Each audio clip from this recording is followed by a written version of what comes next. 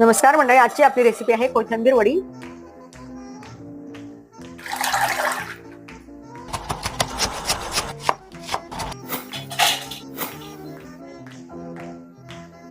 लाल तिखट, हळद, धना पावडर, जिरा पावडर, थोडासा हिंग, तीळ, चवीनुसार मीठ,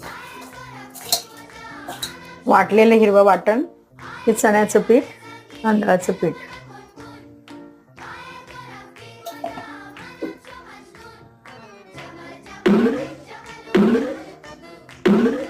आपल्या पाण्याला उकळी आली, आता या वड्या अशा आपण याच्यावरती वाफून घेऊया.